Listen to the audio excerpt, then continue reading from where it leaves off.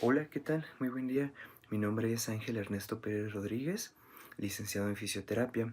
Actualmente me encuentro como docente en el Instituto de Estudios Avanzados Universitarios Campus 2, incorporado a la UNAM.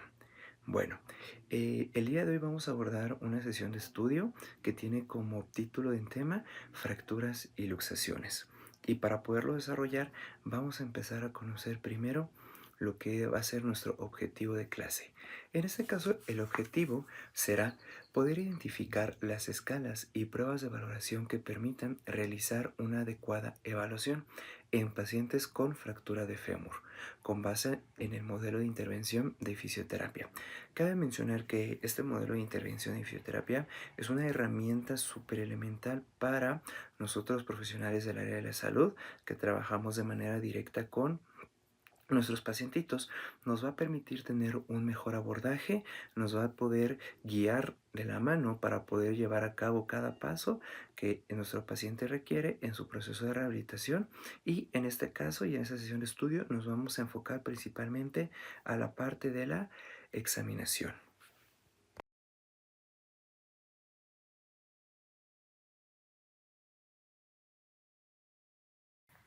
El siguiente paso de nuestra sesión de estudio va a ser empezar a identificar el planteamiento del problema o el caso clínico que vamos a empezar a evaluar. En este caso, vamos a tener a una paciente femenina de 66 años de edad que sufre una caída desde su propia base de sustentación. Para ser más específicos, esta caída ocurre directamente dentro de su domicilio. La paciente se encontraba totalmente sola, ¿ok? Es en el área de la regadera donde se cae, y posteriormente a esto ella pide ayuda, recibe ayuda mediante la atención prehospitalaria por una ambulancia, es trasladada a un hospital y posteriormente a la evaluación con trauma y ortopedia y estudios requeridos, que era radiografías directamente de cadera.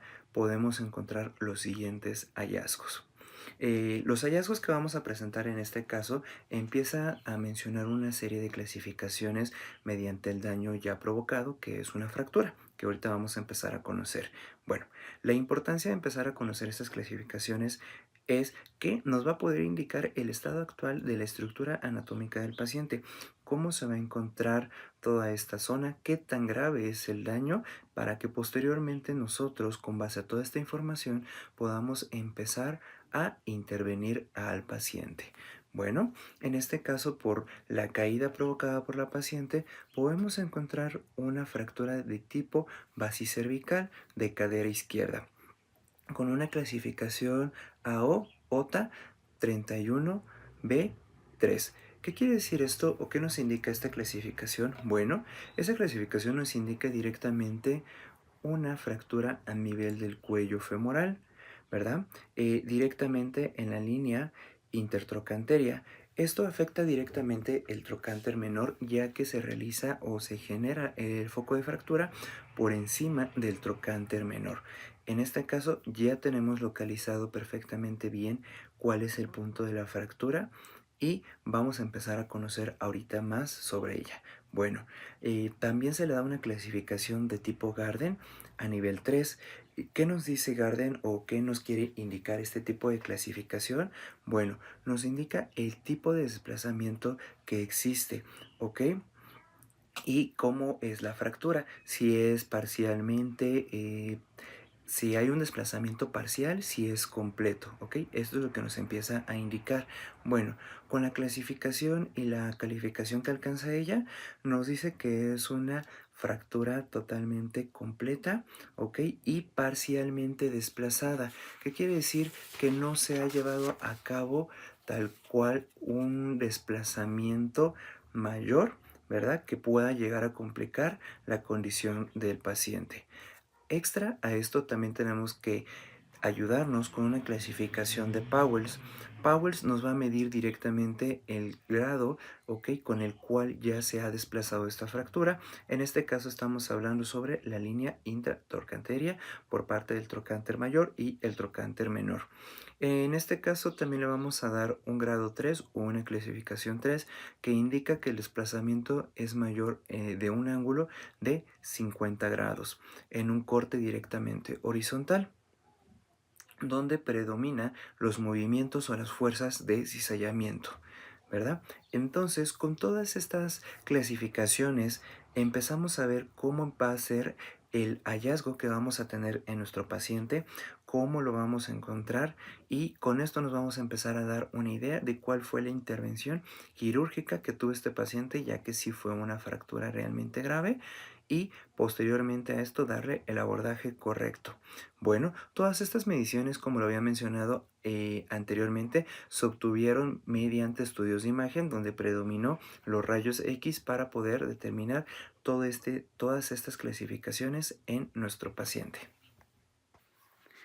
Una vez que ya tenemos bien identificado qué fue lo que le sucedió al paciente, cuál es la clasificación que hay, cuál es el daño, cuál es la localización anatómica específica donde se generó el foco de fractura, hay que empezar también a conocer lo que va a ser el tratamiento médico, ¿ok? O el tratamiento que trauma y ortopedia escoge para esta paciente. Volvemos a resaltar que toda esta información es de suma importancia, ya que nos guiará más adelante para poder hacer las pruebas correspondientes a el caso y a la actuación quirúrgica que tuvo el paciente. Bueno, posteriormente a esto, a la paciente se le trabaja directamente con una artroplastia total primaria de cadera. Eso nos quiere mencionar o nos da una igualdad a un reemplazo total de cadera. ¿Ok? Directamente empieza desde el punto de la articulación, ya que como lo vimos o lo escuchamos al inicio, nuestra paciente ya tiene 66 años de edad, entonces pues obviamente sus huesos ya se encuentran en una fragilidad ósea, ¿verdad? Ya tenemos un proceso más avanzado muy probablemente de descalcificación o de la mineralización ósea, lo cual va a hacer que la fractura sea mucho más grave con un estímulo mucho más pequeño. Bueno, a esto se le va a sumar una RAFI, ¿ok? O una intervención tipo RAFI, que es una reducción abierta y fijación interna. En esta fijación abierta, en esta reducción abierta y fijación interna nos menciona o hay que saber que vamos a encontrar material que permita sellar y que permita unir los fragmentos óseos que mediante la fractura se han separado. En este caso vamos a encontrar en nuestra paciente lo que van a ser tornillos, vamos a encontrar varillas y placas para su correcta fijación y obviamente su recuperación del paciente. Este tratamiento o este abordaje que trabajan directamente con ella es con el objetivo de fijar y poder asegurar, ¿verdad? El segmento anatómico, intentar dar una alineación correcta, permitiendo que posteriormente a todo el proceso quirúrgico ella pueda tener una deambulación y una marcha lo más natural posible. También este proceso se lleva a cabo con la finalidad de poder evitar, ¿verdad? Una mala consolidación ósea o en este caso una pseudoartrosis, que es una de las consecuencias, es una de las consecuencias más comunes que podemos observar en algún momento con este tipo de pacientes. Sumado a esto, hay que tener en cuenta que también puede haber grandes consecuencias a nivel de la lesión que se va a generar en tejidos blandos por parte de la intervención quirúrgica. En este caso, al realizar diferentes tipos de cortes o cortes que superan los 10 centímetros por el tamaño o la dimensión o la longitud de la lesión, son más propensos a poder provocar un foco de infección directamente en el segmento anatómico de nuestro pacientito.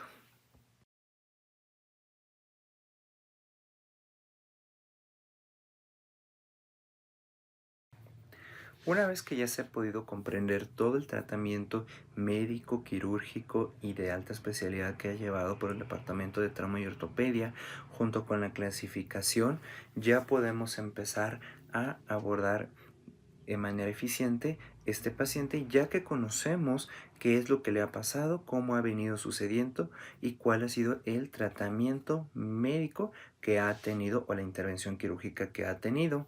Muy bien, acabe resaltar que este paciente tiene una indicación de no movilización alrededor de 6 o 7 meses, por lo cual durante todo este tiempo la paciente se quedó totalmente en postración.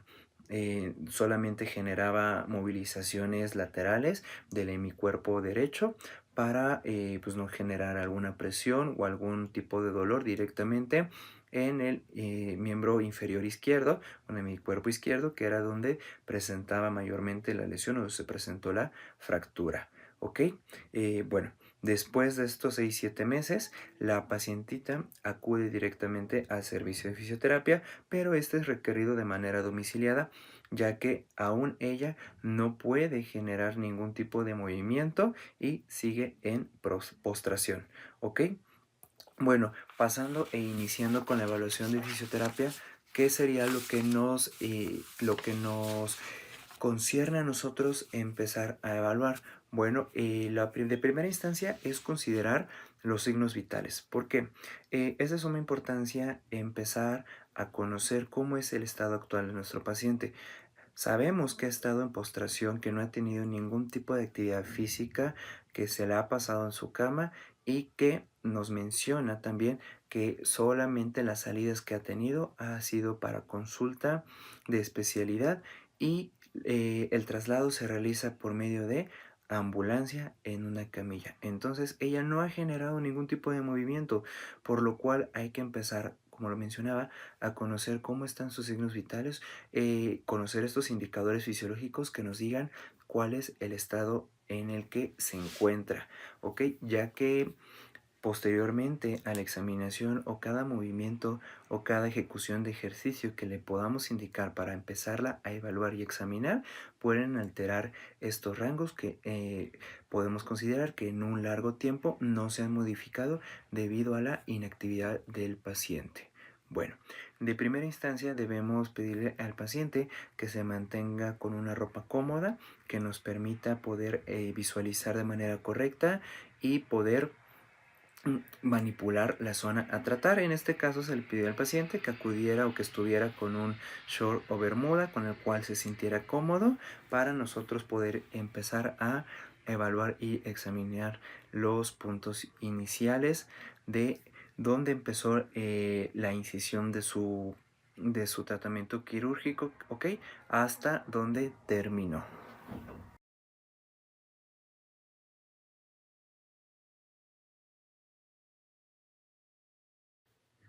Anteriormente a esto vamos a empezar a evaluar lo que es el tono muscular porque nos interesa ver cuál es la diferencia que hay entre el miembro inferior que no ha sido afectado por el tratamiento quirúrgico y el que ya ha recibido directamente el tratamiento para conocer cuál es su estado actual directamente de tono muscular. En este caso y por las características de la paciente nos dirigimos directamente con la escala de Campbell por hipertonía muscular. Esto debido a que nos va a clasificar o nos va a dar una escala que nos va a permitir identificar en qué punto de la hipotonía se encuentra nuestro paciente. ¿Ok? Bueno, hay que mencionar que también tuvo 7 meses de inmovilidad, de incapacidad después del proceso quirúrgico. La indicación es no haga nada de movimientos. Entonces, pues esa fuerza muscular junto con la hipotonía, que es la evaluación en este caso, va a estar debidamente muy disminuida. Campbell nos indica directamente 4 puntos en los cuales nos dice desde si la hipotonía, o bueno, o más bien no existe hipotonía y se encuentra normal con una clasificación 0, si es -1 con una hipotonía leve, si es una calificación -2 con una hipotonía moderada, o si es una clasificación -3 con una hipotonía severa. En el caso de este paciente podemos encontrar de manera directa una hipotonía severa, ya que había la inhabilidad para poder resistir a la gravedad, es decir, tan siquiera cuando le decíamos al paciente genera el movimiento, realiza una flexión de cadera o hace una ABD o una ADD, no podía hacerlo, no había ningún movimiento, ¿verdad? Ni visible ni palpable en este momento. Había una falta de contracción a nivel muscular y una falta de contracción a nivel de las articulaciones y evidentemente este paciente no iba a poder trabajar directamente bajo una resistencia, ¿ok? Entonces es por eso que ella tiene en este primer caso una clasificación -3 con una hipotonía severa, ¿ok? Ya que a diferencia, por ejemplo, de una hipotonía moderada, clasificación número -2, es un bajo tono muscular, ¿ok?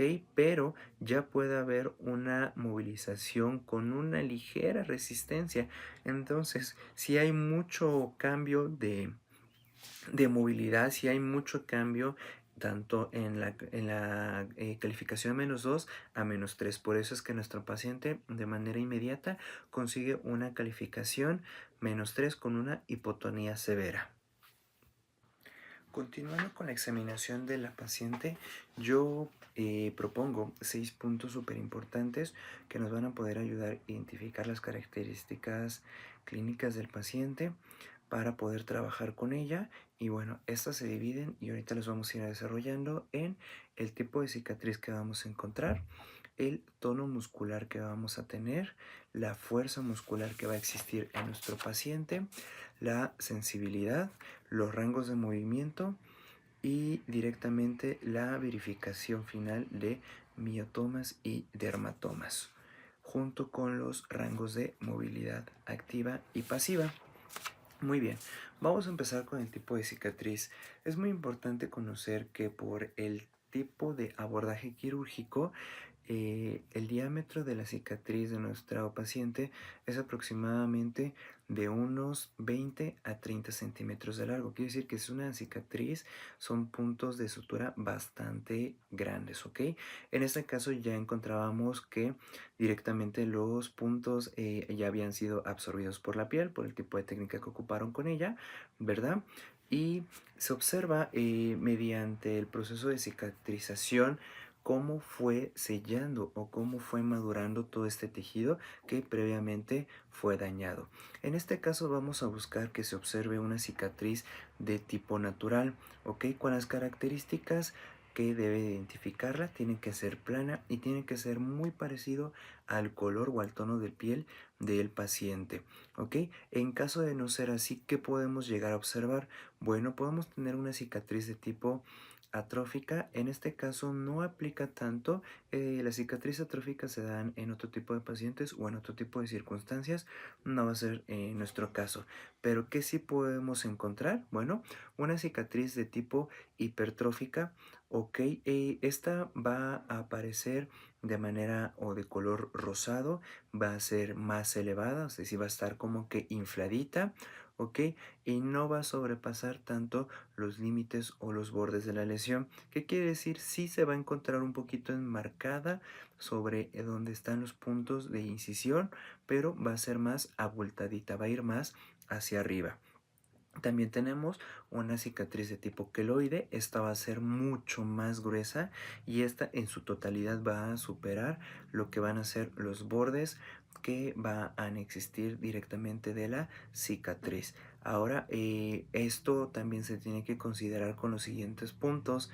Ver directamente la coloración, cómo se encuentra la cicatriz, si ya ha madurado o no ha madurado, ¿verdad?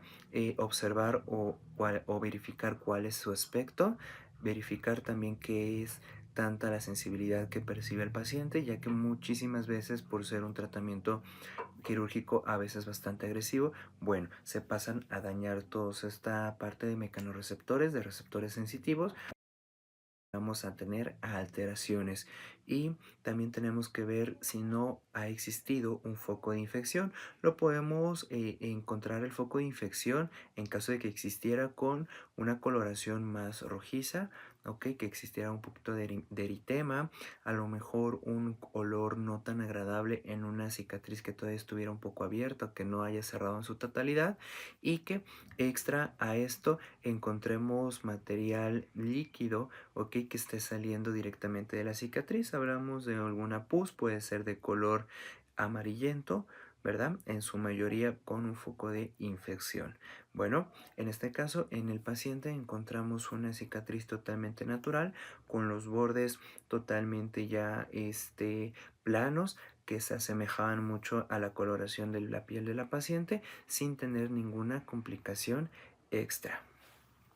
Acompañando a la evaluación directamente a nivel muscular, vamos a tener la evaluación de fuerza muscular. Esta recomiendo realizarla en este tipo de pacientes, ok, con la escala de Robert and Love y Kendall, ya que nos permite tener directamente o establecer de manera directa y más específica, ¿verdad? Cómo está esta fuerza muscular en nuestro paciente. En este caso conocemos que son 5 puntos de evaluación, donde la parte de la calificación 5 nos indica que se encuentra totalmente normal, ¿verdad? Pues obviamente puede vencer la gravedad y puede vencer la resistencia hacia los movimientos. Por la otra parte, una clasificación o una calificación totalmente cero nos habla de una actividad muscular nula que no es visible y no es palpable. Y intermedio a esto tenemos calificación 1, que se llegan a ver vestigios de movimiento, ok, calificación 2, que se considera como una contracción, un esfuerzo muscular pobre, ok, calificación 3, que es un movimiento regular, y una calificación 4, que pues ya se considera que también puede ser buena, ok, pero pues también no llega hasta la parte normal. En este caso, en la examinación de nuestro paciente, ¿verdad? Pudimos encontrar una evaluación 0, nula, ya que al momento de que acudimos a examinarla y le pedíamos que realizara los movimientos, ella no podía realizar ningún tipo de contracción, ¿verdad? En tanto a nivel de cuádriceps o a nivel de isquiotibiales, no podía realizar ningún tipo de contracción, y también involucraba que no había ningún tipo de movimiento, no se podía observar nada. Le decía hasta cual al paciente, oiga, contraiga cuádriceps, contraiga su piernita, póngala dura por favor, y no había ningún cambio palpable ni visible que fuera de relevancia en este caso en el paciente. Entonces es la calificación que le podemos dar. Con esto ya abordamos 3 puntos muy importantes en el paciente. Hay que recordar que lo primero no es ponerlo o intentar ponerlo a caminar para evaluar si tiene marcha o no tiene marcha. Volvamos a recordar, nuestro paciente viene después de 7 meses de postración, 7 meses de estar directamente en cama, y pues obviamente no va a haber de manera inmediata una actividad física que lo permita, ya que no ha habido un estímulo que haga esa activación neurológica que permita que se lleve a cabo la contracción muscular. Entonces, recapitulando, ya llevamos la parte de la cicatriz y qué es lo que debemos de encontrar o qué es lo ideal para nosotros, ¿verdad? Ya tenemos la parte del tono muscular, ya tenemos la parte de la fuerza muscular. Con esto mencionado con anterioridad, sabemos que el paciente no lo vamos a poder hacer ni siquiera una prueba de esfuerzo o una prueba de deambulación o de marcha, o de cambiar posiblemente de estar acostado, de estar de cúbito supino a la sedestación. Va a ser muy complicado que podamos generar algún tipo de movimiento, ¿ok? Por siguiente punto vamos a pasar directamente a la evaluación de la sensibilidad de la piel. Como lo mencionábamos anteriormente, va a haber o van a existir diferentes tipos de alteraciones en la piel por los cortes debidamente ya realizados dentro de su proceso quirúrgico, ¿ok? Esto puede ser un poco controversial porque pues a un daño mayor, ¿verdad? Puede alterar totalmente la sensibilidad de manera permanente a nuestro paciente, y pues obviamente eso le va a llevar a ciertas complicaciones. Bueno, en este caso, para ser más específicos, vamos a estar evaluando la sensibilidad de nuestro paciente a un nivel más superficial, ¿ok? La parte superficial que nos va a permitir evaluar, bueno, vamos a tener 3 puntos que nos va a permitir estar evaluando. Va a ser la parte táctil, ¿ok? Las sensaciones dolorosas y la parte de los cambios de temperatura, es decir, lo térmico. Muy bien, bueno, esas evaluaciones siempre se van a requerir realizar con el paciente con los ojos cerrados, o que se los lleguemos a tapar o a vendar con algún otro objeto, con la finalidad de poder evitar ese estímulo visible que detecte o capte cómo se le está estimulando. Se debe de realizar directamente por sobre la zona o en la zona que se ha llevado a cabo la afectación.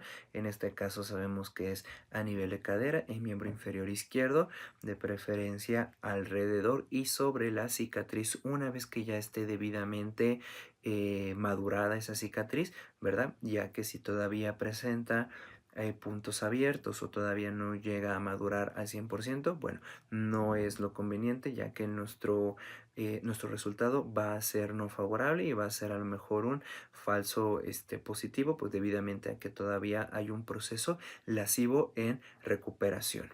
Muy bien, dependiendo también de las características de nuestro paciente, la evaluación lo podemos hacer o lo vamos a realizar directamente con un alfiler, ¿ok? O bueno, con esos pequeños alfileres que traen nuestros martillos de exploración neurológica o directamente con un hisopo, algo que sea suave o que sea muy contrario al primer estímulo que lo permita captar de manera diferente o percibirlo. También cabe mencionar que sería la diferenciación de algo muy delgado o mucho más delgado a algo más grueso, ¿ok? Y esponjoso como sería el cotonete, ¿va? Bueno, por esta parte si no tenemos o no contamos con este material, también podemos proceder directamente a ocupar diferentes texturas, ¿ok? Con la finalidad de que el paciente nos pueda identificar qué es el estímulo que está percibiendo. Dentro de las tres categorías que hablábamos, por la parte de la dolorosa, se dice que vamos a intentar buscar un estímulo doloroso, pero sin la necesidad de dañar al paciente. ¿Qué quiere decir esto? Bueno, que si voy a hacer una ligera punción o presión directamente con mi alfiler sobre la área de la cicatriz del paciente, pues el contacto tiene que ser un poco suave, tiene que existir una presión ligera, pero esa presión no debe de dañar, ¿verdad?, la estructura del paciente. Obviamente nosotros podemos empezar a hacer la prueba con nosotros mismos, estimularlos y empezar a calcular qué tanto de fuerza podemos empezar a imprimir sobre esa estructura para seguir evaluando al paciente. Por otra parte, vamos a tener las consideraciones térmicas, frío y caliente. Esto, si estamos en la clínica, ¿verdad? Es muy fácil poderlo conseguir con una compresa caliente o húmedo caliente, ¿verdad? O con esas compresas eléctricas calientes y una compresa directamente fría de gel.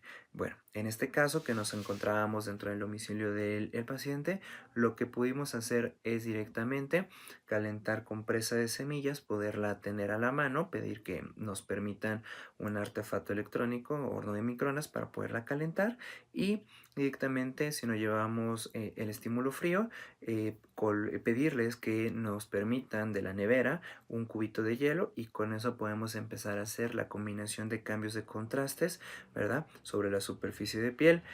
Hay que hacerlos de manera unidireccional. ¿Qué quiere decir esto? Bueno, que lo vamos a empezar a hacer el estímulo en una sola dirección. Se recomienda que sea de caudal acefálico, que quiere decir que vayamos de arriba hacia abajo, haciendo un toque o un roce ligero para ver si de primera instancia uno siente o percibe el tacto que ya se le está generando un estímulo por encima, y dos, que identifique qué es el estímulo que se le está colocando, en este caso calor o frío, que lo pueda identificar.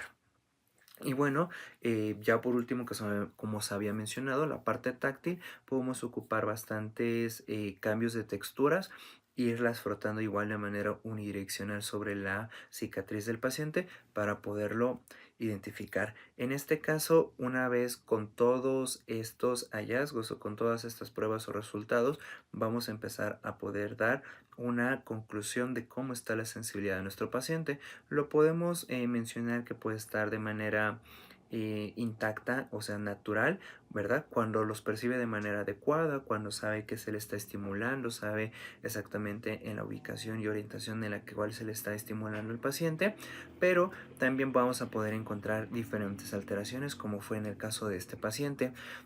Tuvimos lo que fue o podemos encontrar hipoestesia, ¿ok?, que va a ser directamente la disminución de la sensibilidad del paciente a la presentación de diferentes estímulos. Vamos a tener la avestesia, que va a ser la ausencia total de estímulos. El paciente no va a percibir tal cual nada. Vamos a tener lo que va a ser la hiperestesia, que va a ser el aumento de esos estímulos, es decir, un calor muy ligero, ¿verdad?, que apenas si se percibe, pues ella lo va a sentir como si fuera algo extremadamente quemante, ¿no?, o lascivo hacia ella. Y la parestesia, que va a hacer o se va a presentar esa sensación, nosotros lo asociamos normalmente a un hormigueo, pero sin que exista un estímulo que lo esté provocando. ¿Qué quiere decir?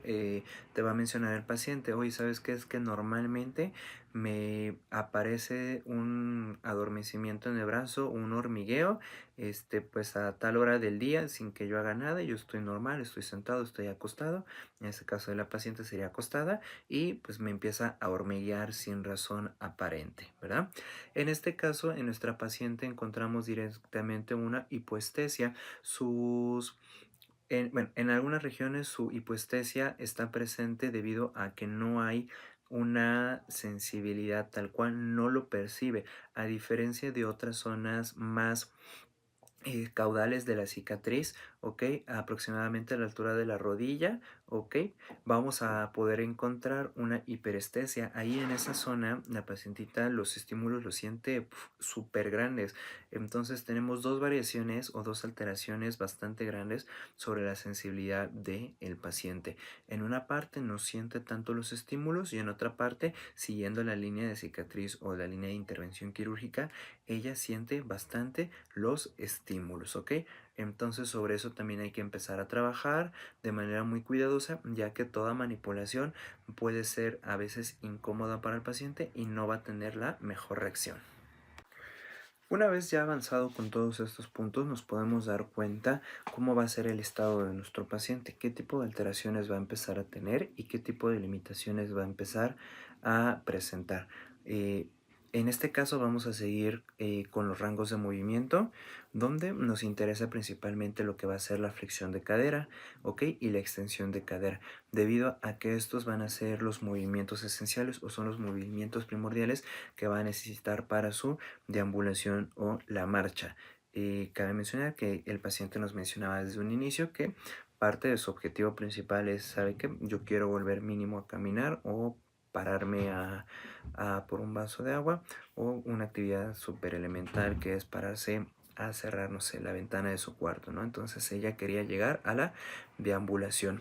En este caso, vamos a intentar evaluarlo, pero va a ser un poco difícil, ya que con todo lo que empezamos a ver desde el inicio de las pruebas de fuerza muscular y hipotonía, pues podemos encontrar de manera directa que el paciente a este momento, al primer día de consulta, no tiene, ¿verdad? Ningún tipo de estímulo contráctil a nivel muscular ni articular. Entonces, lo óptimo sería que después de la evaluación goniométrica, ¿verdad? Se vaya realizando periódicamente cada semana o cada 15 días para ver si podemos aumentar el rango de movimiento ya dentro de la intervención del programa de rehabilitación, considerando que el paciente debería de alcanzar o tener aproximadamente ya dentro de su óptimo, por su edad, por su proceso quirúrgico, de 90 a 100 grados de flexión de cadera que le permitan, ¿verdad? Poder tener una deambulación ya un poco más independiente y que no sea tan dependiente, y una extensión de cadera aproximadamente de unos 15 a 20 grados. Entonces, en este caso, pues no va a ser tan óptimo poder evaluar los rangos de movimiento, ya que sabemos que no los va a obtener. No los obtiene por todas las pruebas anteriores que tenemos, pero pues es importante que también se evalúe, ¿verdad? La parte de la evaluación de los rangos de movimiento la vamos a realizar con nuestro goniómetro.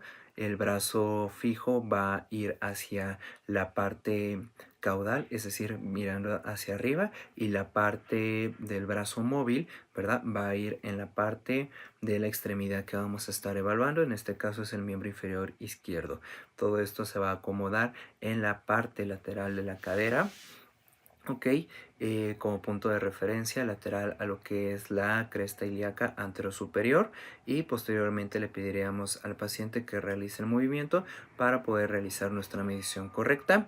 Mencionamos otra vez, en este caso no lo vamos a poder evaluar en nuestro paciente. Por siguiente punto tenemos la verificación y evaluación de lo que va a ser los miotomas y los dermatomas.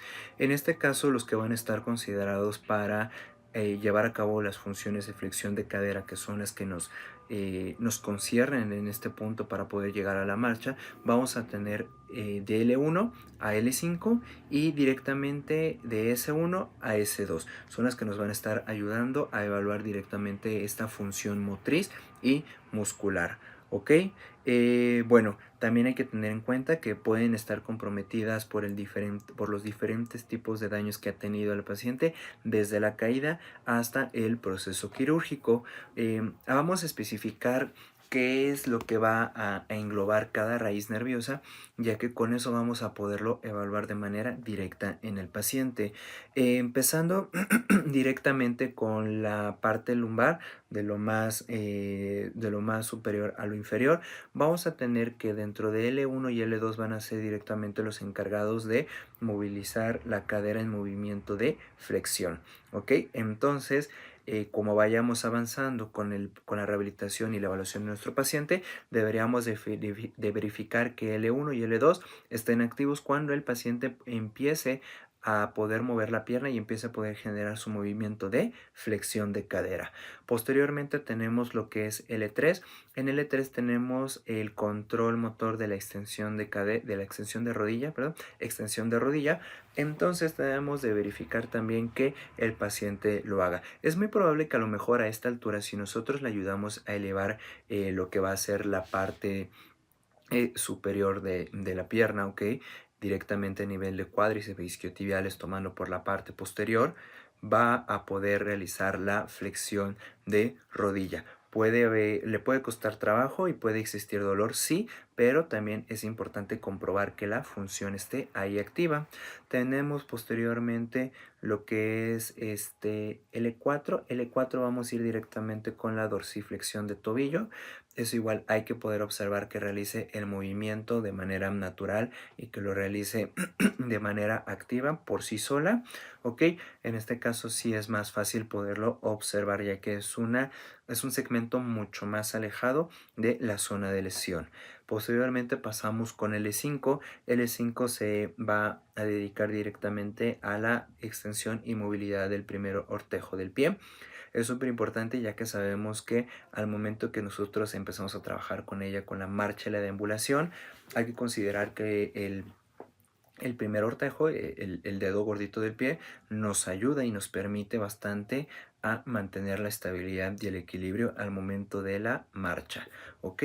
Posterior tenemos S1. S1 se va a dedicar a la flexión plantar y S2 a la flexión de rodilla. Entonces, todos estos segmentos hay que evaluarlos con los movimientos que acabamos de mencionar. Hay que ver que el patrón de movimiento se pueda ejecutar, que exista algo de fuerza muscular palpable o visible. Cualquiera de las dos se le puede dar también la clasificación con fuerza muscular para poder saber el estado en el que se encuentra el paciente. Por parte de los dermatomas, ok, lo vamos a hacer directamente, o ya lo pudimos haber evaluado desde la parte de la sensibilidad, pero vamos a ir más directo a la zona donde nos va a estar dando la función la parte del miotoma, ¿ok? Los dermatomas van a ser o lo vamos a realizar con una evaluación con objetos suaves, puede ser desde una esponja o desde un apósito o desde un cotonete, como lo habíamos mencionado, ¿verdad? Para poder estimular y evaluar la sensibilidad de diferentes puntos de la piel. Se busca en este caso que exista o no exista asimetrías, ¿verdad? Directamente por la respuesta motora que va o que estamos provocando en ese momento, que se va a estar estimulando. Entonces, estos son todos los puntos que yo te propongo de manera directa que puedes empezar a realizar en tu paciente que ha tenido posiblemente una fractura, ¿verdad? En este caso fue fractura a nivel de cadera y que son de suma importancia para poder empezar a conocer el estado actual del paciente. Saber desarrollar todas estas habilidades visibles y táctiles te van a poder quitar de encima qué pruebas sí y qué pruebas no tienes que hacer, fijándote o yendo o llevando tu atención de manera muy específica a lo que realmente te interesa conocer del paciente. Ya para concluir con esta sesión de estudio, vamos a llegar a nuestras conclusiones.